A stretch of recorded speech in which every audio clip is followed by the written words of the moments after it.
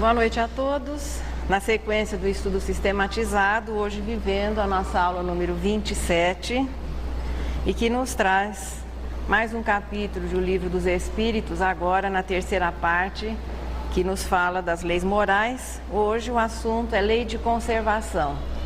São 26 questões, não foi um capítulo muito extenso, acredito que não foi muito difícil para durante a semana cada um de nós, olha, 2 questões ou 3 por dia e dá para cobrir a semana com tranquilidade, para que nessa hora aqui nós possamos realizar um estudo em conjunto.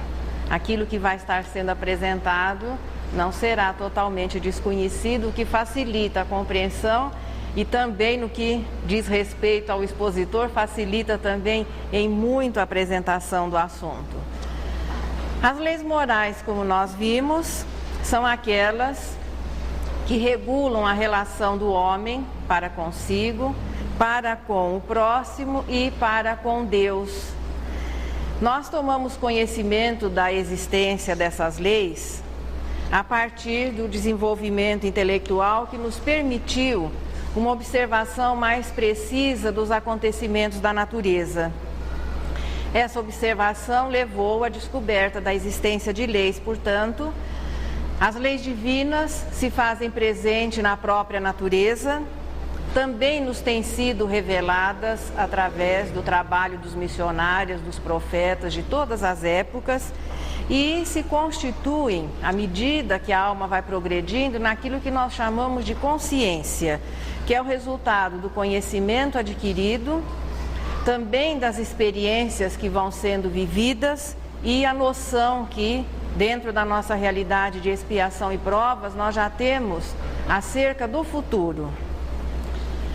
Como humanidade de expiação e provas que estamos compondo agora, já pela informação recebida, temos condições de ser responsáveis pelos nossos atos. E é isso que constitui a humanidade de expiação e provas. Essa responsabilidade diante dos seus atos, diante do uso que façamos do nosso livre-arbítrio. Nessa sequência de estudo, nós vimos, em primeiro lugar, a lei de adoração, que como assim, memorização, nós vamos deixar ligado ao assunto adoração, 2 palavrinhas, Deus e prece, que são os temas desenvolvidos na lei de adoração. A lei do trabalho fica ligada à palavra progresso, porque o progresso intelectual do espírito, inicialmente, vai dependendo do esforço que ele faça por viver e mais tarde do uso que ele faça desse esforço. O trabalho, portanto, é fundamental no desenvolvimento, no progresso do espírito. Depois nós temos a lei de reprodução, o assunto ali abordado é a reencarnação.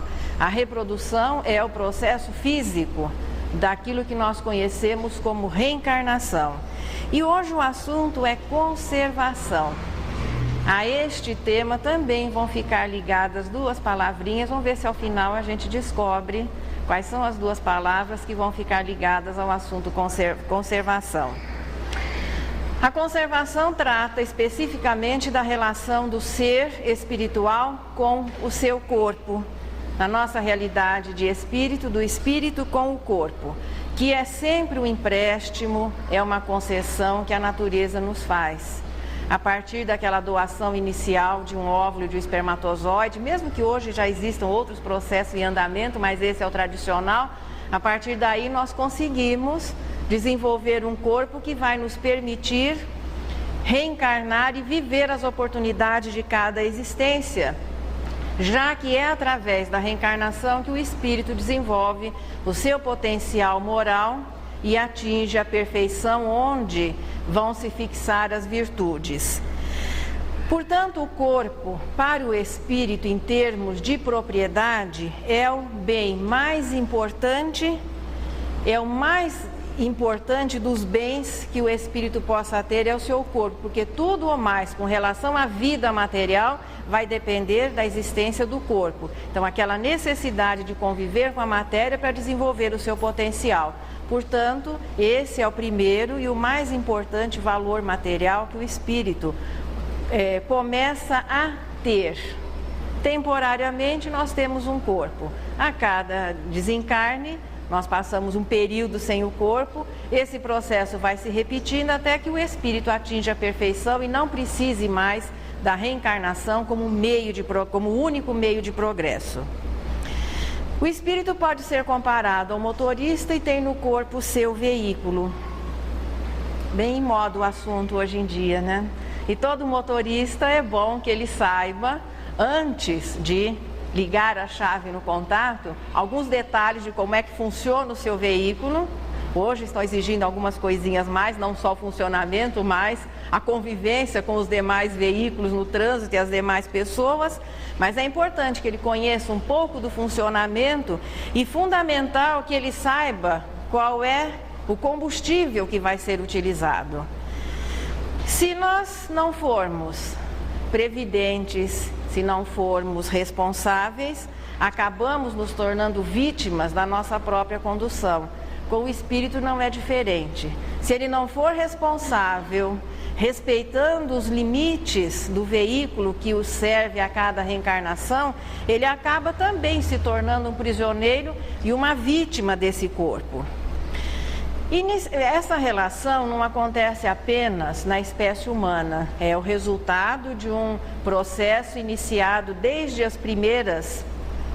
O princípio inteligente, ele é criado simples e ignorante e vai viver nos reinos da natureza tudo aquilo que é necessário para que ele possa mais tarde coordenar um corpo como o nosso.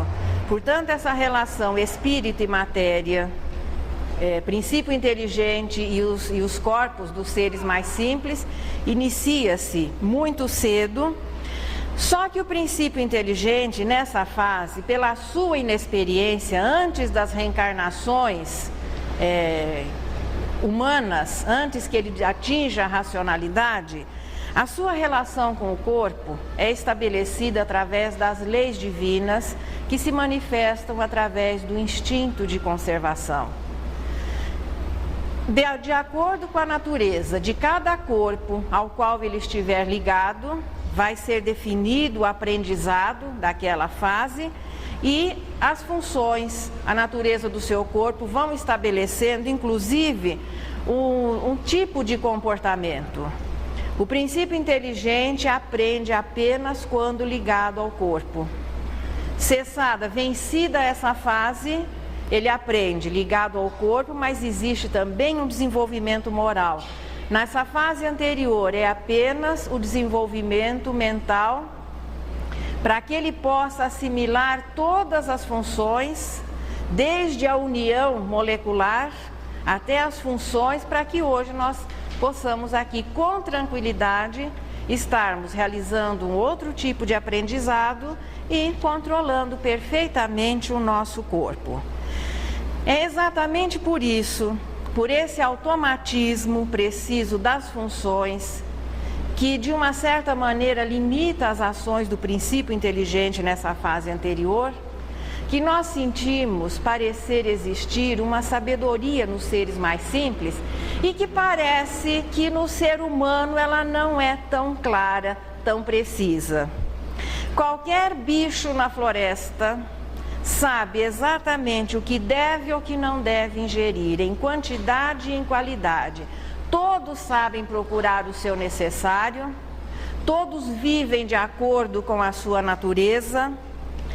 Todos os seres da natureza, portanto, sabem como buscar o seu alimento, como usar os seus recursos de defesa, a maneira como vão se reproduzir, como vão preservar a sua descendência, sem que isso seja aprendido na escola. Qualquer gatinha, quando começa a encontrar os seus primeiros encontros com os gatinhos, ela sabe exatamente, inclusive quando tiver os seus filhotes, como é que vai cuidar das suas crias. Não chega de volta para a casa da mamãe perguntando o que é que ela vai fazer com o gatinho. Então, tudo isso faz parte da natureza através do quê? Dos instintos. Já na espécie humana, os atos instintivos vão se mesclando aos atos inteligentes, O princípio inteligente, nessa fase inicial, não dispõe de livre-arbítrio, não existe responsabilidade pelos seus atos, porque não existe a intenção de prejudicar, mas unicamente de se preservar e de se defender.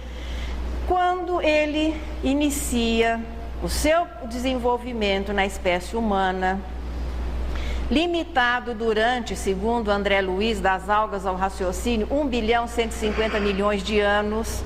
Nós batalhamos durante todo esse tempo para que pudéssemos querer ou não querer, ou seja, dispor da nossa vontade. De início parece que o espírito fica muito entusiasmado com tudo aquilo que a vida material vai lhe oferecendo e principalmente agora dispondo da chave da vontade. E aí os problemas têm início. Quantas vezes nós dizemos assim, nossa, mas eu estou com uma fome, mas a gente não sabe exatamente do que é a fome. Não é fome de arroz e feijão, ou de um ovinho frito. Não, você tem aquela fome, abre a geladeira e não encontra nada para satisfazer a sua fome. Com relação à sede não é diferente. Quantas vezes nós temos sede, mas não é de água. Já fica bem claro que não é a água que vai resolver o nosso problema da sede.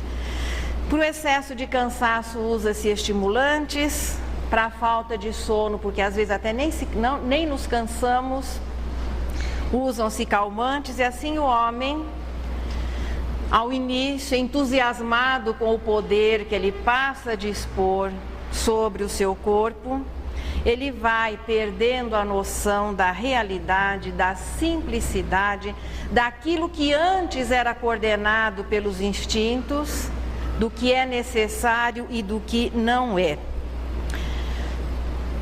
Qualquer animal na floresta sabe qual é o seu necessário. O homem civilizado, em muitas oportunidades, não sabe exatamente não só o que é necessário, mas o que é condizente com a sua natureza. Entusiasmado com essas conquistas iniciais, mergulha-se no vício, nas paixões, passamos a nos exceder na satisfação dos vícios e das paixões. As paixões são definidas como o exagero de uma necessidade. Então existe a fome e existe a gula. A paixão, ela parte de um exagero de alguma coisa que seria natural.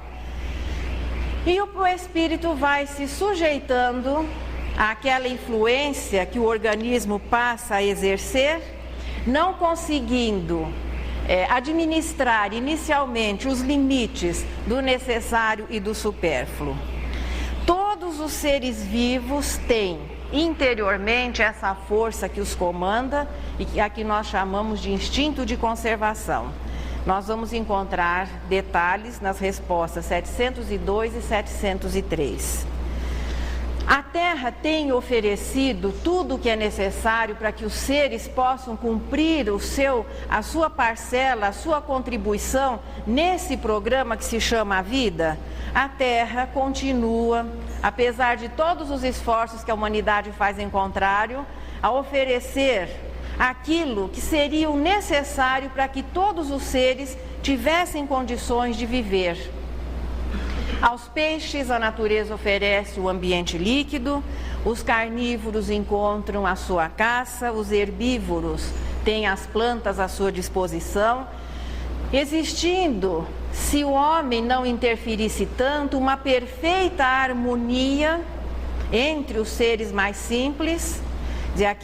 O excesso, veja, os herbívoros são mais numerosos, e se os carnívoros não se servissem deles, eles pereceriam pela falta do seu necessário. Existe, portanto, um equilíbrio perfeito na natureza.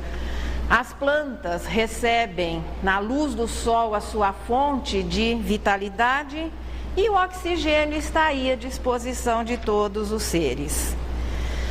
O homem também faz parte dessa escala, nós somos parte dessa natureza. E recebemos a nossa cota do necessário, faz parte da programação divina que cada indivíduo tem a cota do seu necessário. O que ocorre é que nós vemos que, em realidade, muitas vezes as pessoas perecem pela falta do mínimo necessário. Esse assunto vai sendo desenvolvido da resposta 704 a 711. O solo ainda tem produzido o suficiente, mas o que os espíritos dizem é que o homem não o respeita. E além do mais, não consegue contentar-se com o necessário. Daqui a pouquinho nós vamos descobrir como saber o que é necessário. Porque muitas vezes nós achamos impraticável viver sem chocolate, sem sorvete, sem refrigerante. Meu Deus, como seria a vida sem esses supérfluos maravilhosos? Será que isso é necessário? Pois é, então que os espíritos vão aqui, há um resumo assim, uma aula de economia. Veja, o espírito não consegue, o homem não consegue contentar-se com o necessário, aplica no supérfluo o que deveria ser aplicado no necessário, cria necessidades fictícias e que depois de criadas se constituem também em problemas, desperdiça a metade da produção para satisfazer fantasias.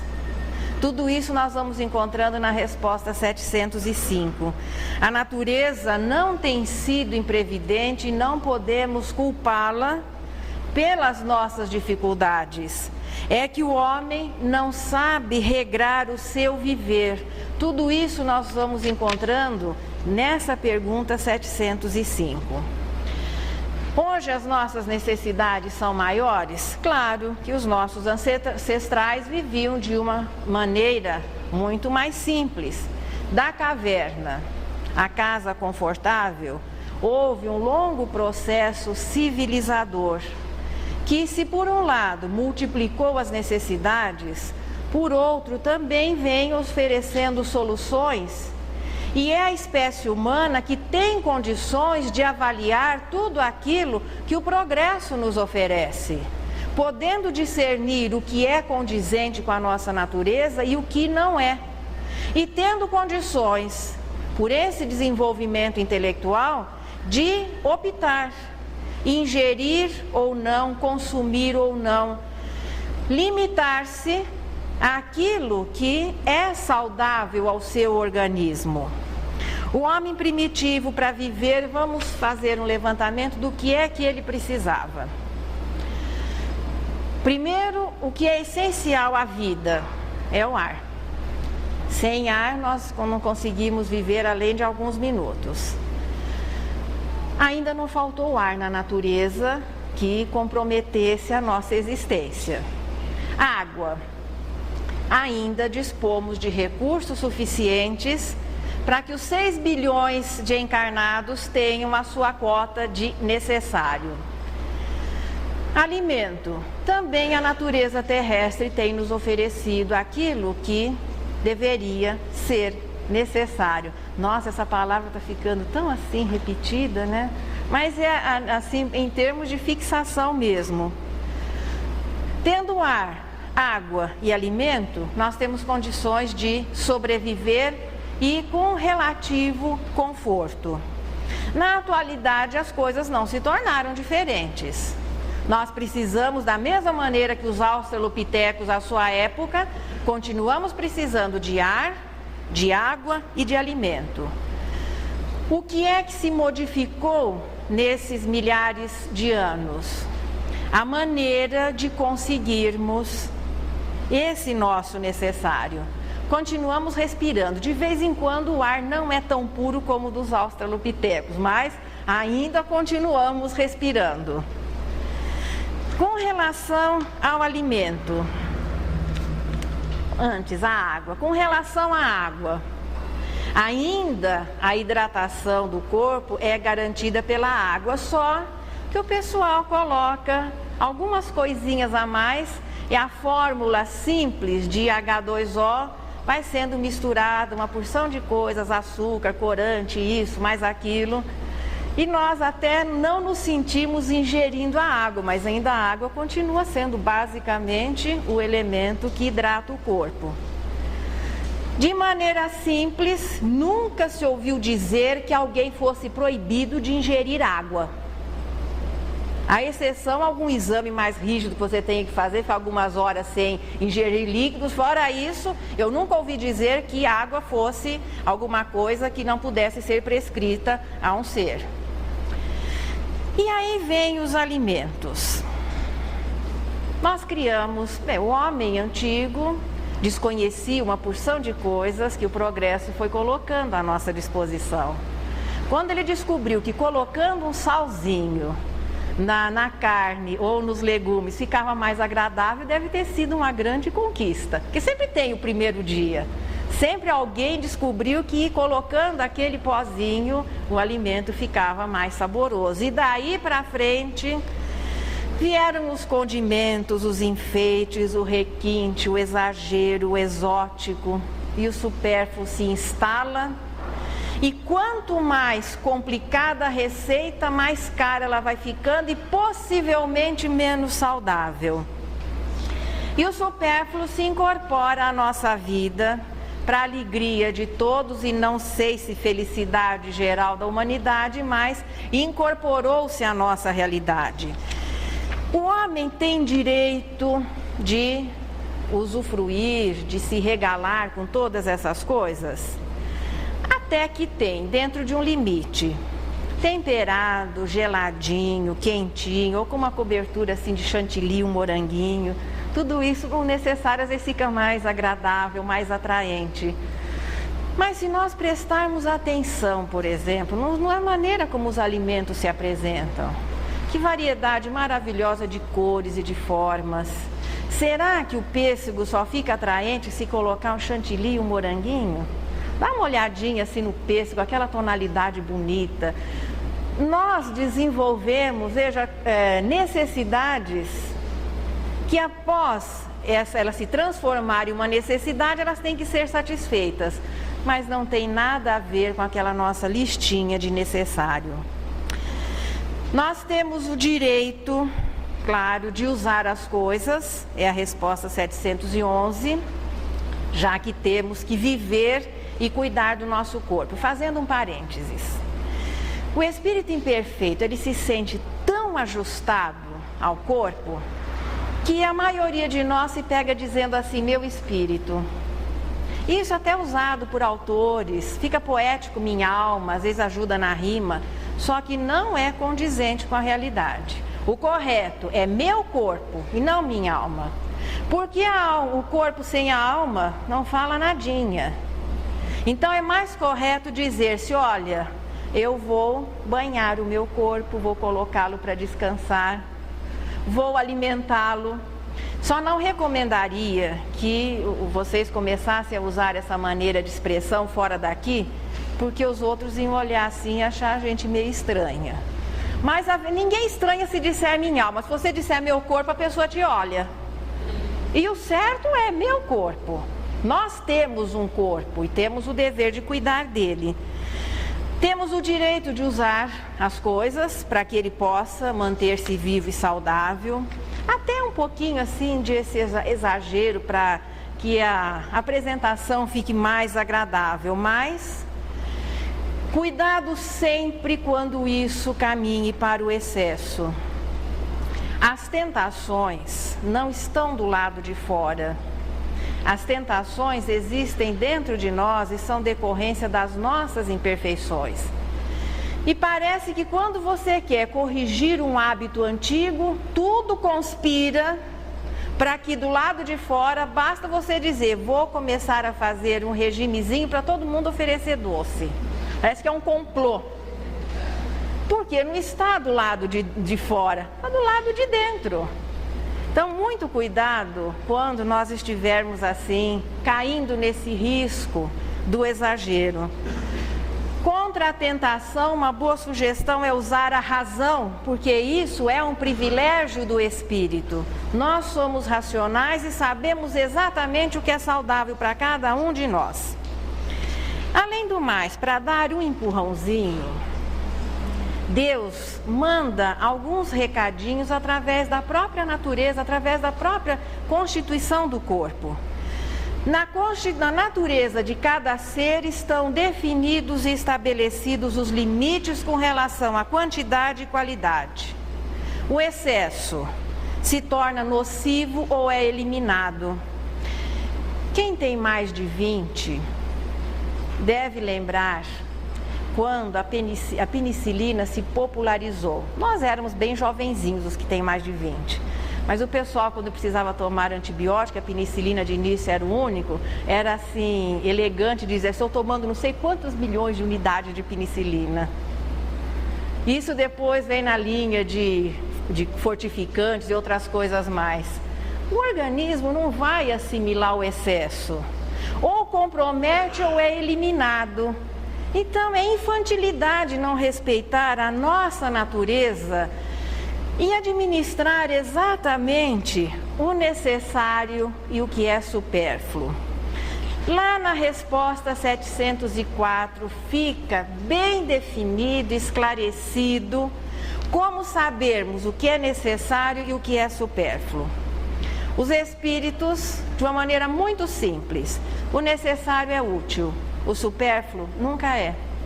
Resolvido o problema, resolvida a questão. O que é necessário para o ser humano para que ele possa manter-se vivo, saudável, produzir e aprender? Em primeiro lugar, o ar. Por enquanto, Deus não tem nos cobrado. Não existe um reloginho medindo a quantidade de oxigênio que nós usamos. Está de graça por aí. A água, pelo luxo ou a facilidade de termos encanada dentro de casa, a administração dos países cobra uma taxa. Mas ninguém ainda está pagando a água à natureza. Vem depois proteínas, vitaminas, amidos, sais minerais e os alimentos gordurosos. É uma dieta até muito simples, que uma porção de arroz, uma porção de feijão. Aliás, uma combinação, dizem os entendidos, perfeita em termos de alimentação. Um ovo frito ou algumas gramas, 100 e poucas gramas de carne. Um verdinho para dar, claro, dar um realce assim, aquele conjunto. Pode botar umas fatiazinhas de tomate que o prato fica mais bonito, a decoração fica melhor. Uma fruta de sobremesa, qualquer pessoa está preparada para uma nova jornada de trabalho. Agora nós temos a certeza que se chegarmos em casa 3 dias seguidos e o cardápio for este, quem é responsável pela cozinha logo vai ouvir: mas é só isso que se tem para comer nessa casa? Porque nós nos habituamos a outras coisas que nem sempre têm a ver com a nossa listinha de necessidades. A nossa alimentação poderia ser muito mais simples, muito mais saudável, sem tanto desperdício como aquela listinha anterior, na resposta anterior, e o supérfluo, que significa o esbanjamento de uma parte, se teria transformado no necessário para aqueles que ainda não conseguem alcançar o seu necessário. O gosto pelas sensações, o espírito imperfeito, nessa união com o corpo, ele é muito sensível às sensações, e nós vamos registrando aquelas que são agradáveis. A satisfação da fome ou da sede, que para o espírito, pelo mecanismo perispírito, ele registra como alguma coisa desagradável, quando suprida, oferece o quê? Uma sensação agradável. Então, nós fomos ligando os fatos. Só que depois, passamos a substituir a necessidade da água pelos refrigerantes e pelos alcoólicos, a fome, que identifica uma necessidade, um desgaste físico, começou a ser não exatamente suprida, mas aquele exagero do supérfluo e dos salgadinhos, bolachinhas, chocolate, sorvete. De vez em quando o pessoal pega aquelas coisas que vem em pacotinho, parece isopor colorido, e a pessoa se sente, parece que aquilo está feliz comendo aquele negócio todo que é vendido por aí. Infelizmente, comprometendo o paladar das crianças que vêm vindo. Em uma das vezes que nós estávamos rascunhando esse assunto, eu havia, de vez em quando, assim, quando eu não tenho o que fazer, eu gosto de olhar gente.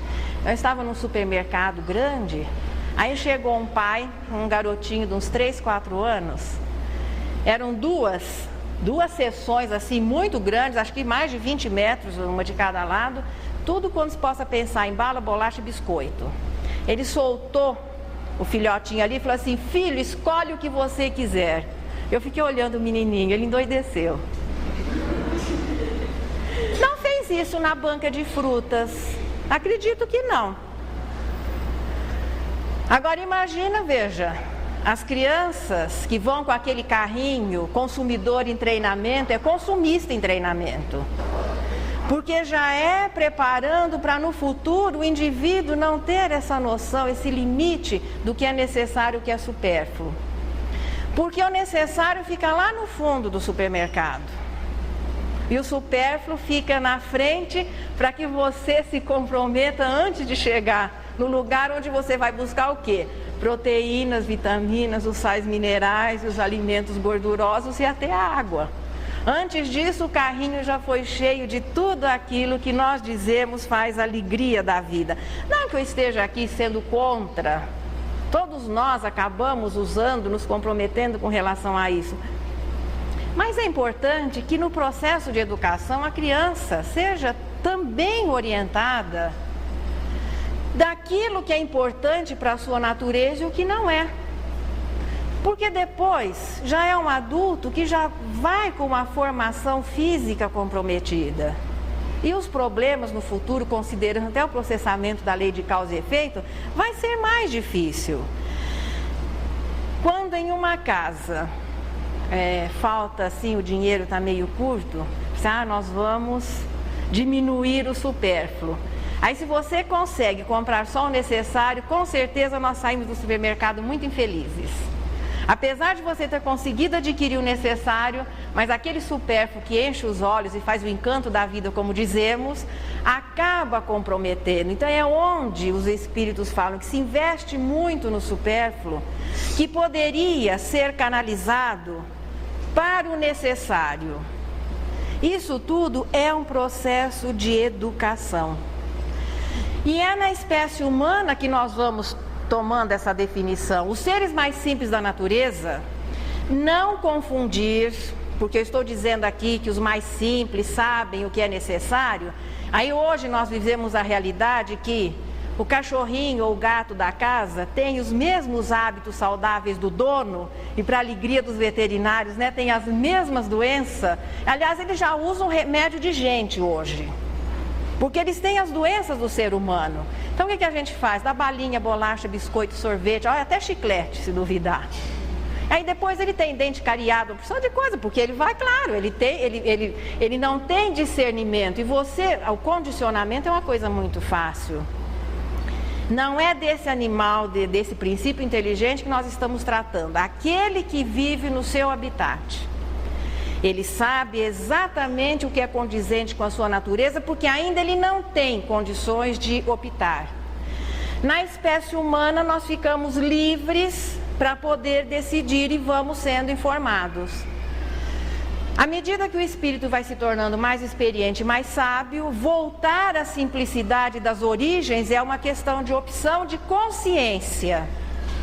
E a vida vai se tornando mais simples. Nós podemos procurar o nosso bem-estar? Podemos.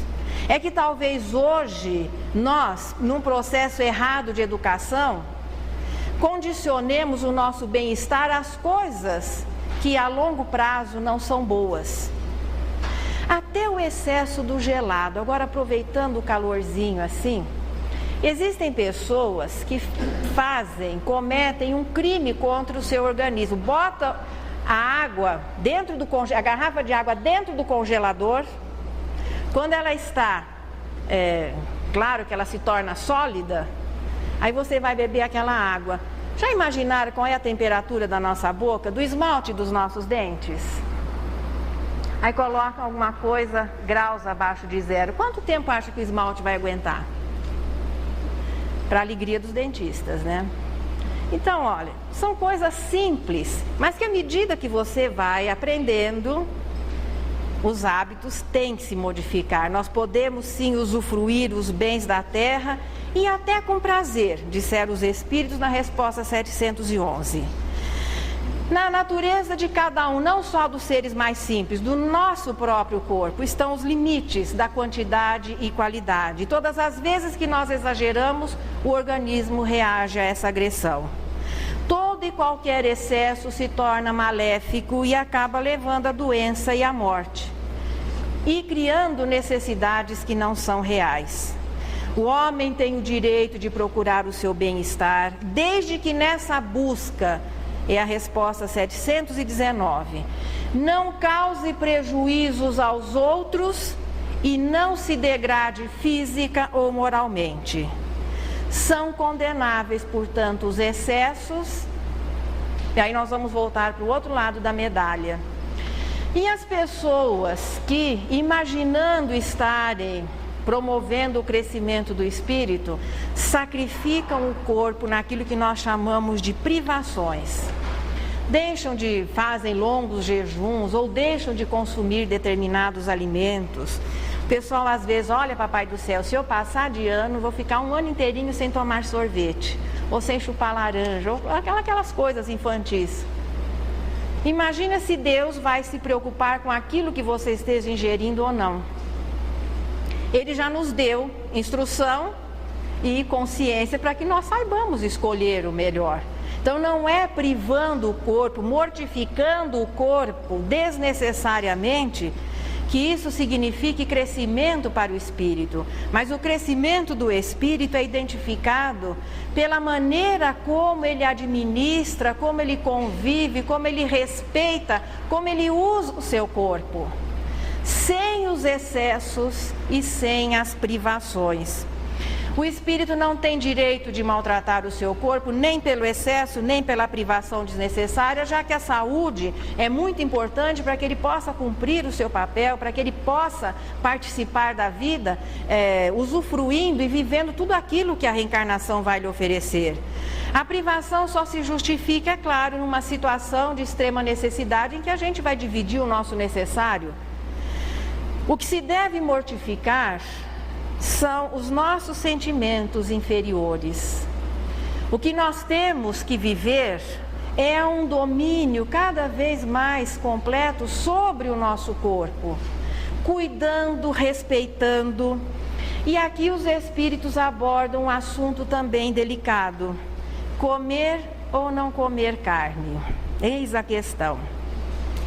Vai dar a resposta 723 e a resposta 724. A abstinência da carne ou o vegetarianismo tem sido tomado por algumas religiões como um princípio religioso. Hoje se vive uma realidade de se divulgar muito a importância, em termos de saúde, de as pessoas ingerirem menos ou não ingerirem carne. Qual é a posição da doutrina espírita a respeito disso? Nós não iríamos usar o tempo de uma aula apenas para discutir esse assunto. O que é que os espíritos responderam à pergunta de Kardec? Que a carne alimenta a carne. Aí todo mundo que gosta do bifinho já abre um sorriso, tá vendo? Não falamos que a gente podia ingerir alimentos animais? Vamos mudar um pouquinho, fazer uma versão. O corpo tem na proteína sua base de nutrição, isso é inquestionável. Mesmo aqueles regimes de campo de concentração de 1000 calorias, não se toca na proteína. Tudo bem. Inicialmente, instintivamente, onde é que a espécie humana foi buscar a proteína? Claro que nos animais, tanto que na bifurcação, nos primeiros tempos da espécie humana, a natureza tentou desenvolver um espécime vegetariano, parantrópode, não conseguiu sobreviver. Quem sobreviveu na espécie humana foi aquele que optou pelo alimento animal. Portanto, a proteína, inicialmente conseguida através da alimentação animal, foi a fonte mais simples e objetiva.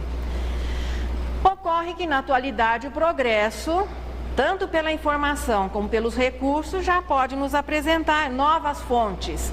Podemos conseguir proteínas de origem animal e podemos conseguir proteínas de origem vegetal. Dizem alguns entendidos que muitas vezes a proteína apenas de origem animal poderia criar algum tipo de prejuízo ao corpo, mas existem outras correntes que nos informam que essa adaptação é feita naturalmente e que não existe prejuízo desde que você ingira aquela quantidade X necessária de proteínas.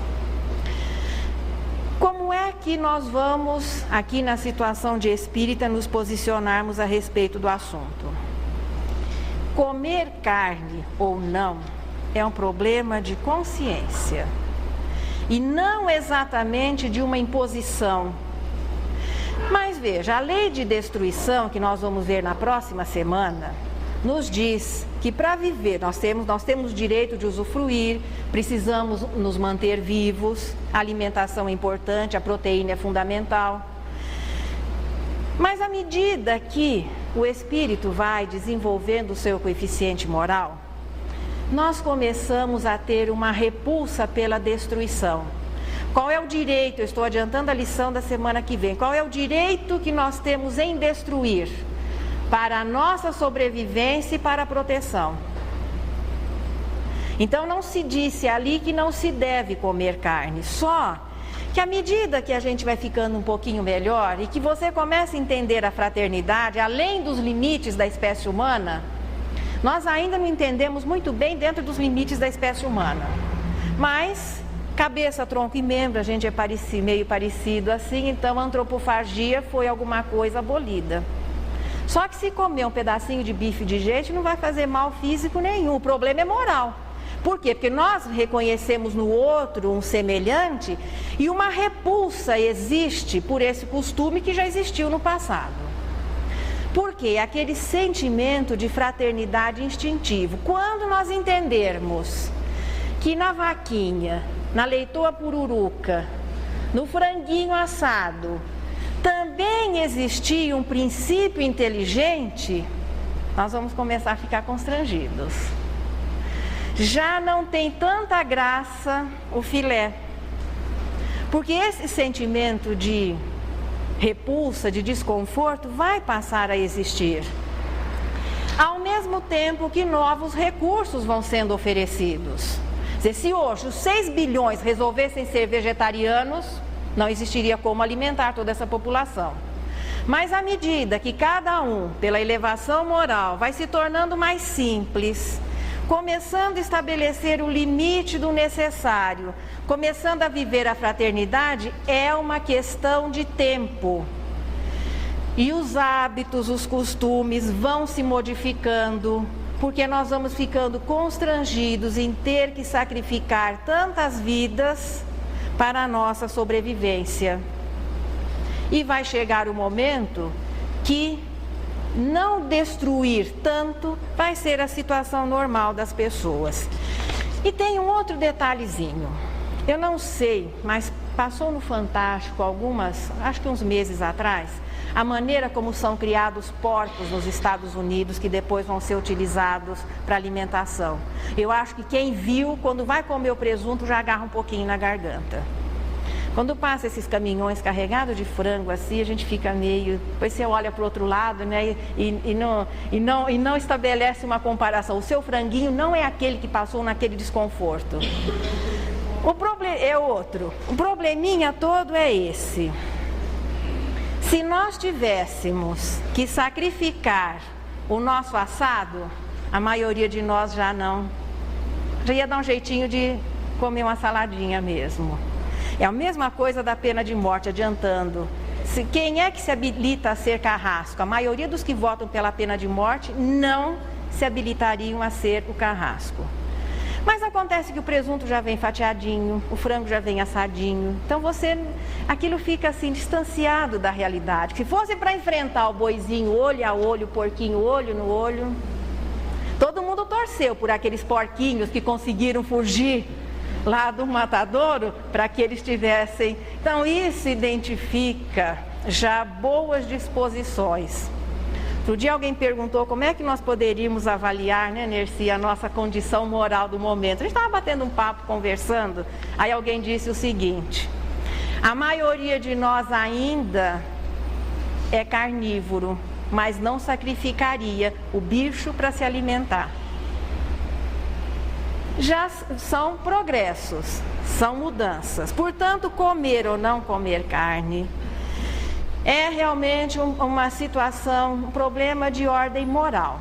Quanto mais elevado o espírito, menos nós vamos querer perturbar os seres que são tão respeitáveis, tão dignos, que são filhos de Deus igual a nós somos no momento. E levando-se ainda em consideração que nós já vivemos todas essas experiências e temos o dever de conceder a eles o direito à vida. Então vai chegar o momento que nós vamos conseguir as nossas proteínas necessárias sem destruir tão diretamente esses seres mais simples que convivem conosco. Para progredir, nós temos que reencarnar. Reencarnar significa o quê? Ter um corpo. Tendo um corpo, nós somos responsáveis por esse patrimônio que temporariamente Deus nos concede, ou seja, concede ao espírito. Temos que cuidá-lo. Nós não vamos ser responsabilizados por devolvê-lo meio amassadinho, enrugado, com os cabelos brancos. Não, esse uso é perfeitamente considerado, mas pelo abuso ou pelo desrespeito que se tenha feito a ele. Deus nos faz, portanto, responsável pelo uso como uma das fases do nosso aprendizado moral. Compreender a lei de conservação, esse equilíbrio entre necessário e supérfluo, é que vai permitir ao espírito administrar melhor a sua relação com o próprio corpo. E é na lei de conservação, e é a lei de conservação que, portanto, vão ficar ligadas as duas palavrinhas: necessário e supérfluo. Necessário, o que é útil; o supérfluo nunca é, mesmo que ele venha muito bem apresentado, muito bem embalado, geladinho, atraente, e que às vezes eventualmente nós nos utilizemos dele, mas lembrando sempre: necessário é aquilo que é útil, sem o que o nosso corpo não se manteria saudável. Busquei a natureza, procurando definições da fé, para que, enfim, pudesse reter comigo a força da esperança e compreender de todo a mensagem da prece. Fiz a pergunta ao mar e o mar me disse: em Deus deponho a minha própria fé, mas devo criar vida e equilibrar o mundo, desde a treva abissal à fúria da maré. A árvore me explicou: a Deus me entrego, o grande Deus do eterno e sumo bem. Muito embora, no entanto, apedrejada, devo servir, sem perguntar a quem. A fonte esclareceu: em Deus me guardo, Pai da beneficência e do progresso. Compete-me, porém, suportar pedra e lodo, a fecundar o campo que atravesso. A roseira falou: pertenço a Deus, que me criou na luz de dons renovadores. Mas mesmo ao corte que me desfigura, não posso me queixar de quem me leva as flores. Então pensei: a fé persiste e vence, do espírito mais nobre aos mais plebeus, no coração que serve, age, confia, sempre a espalhar amor no amor de Deus.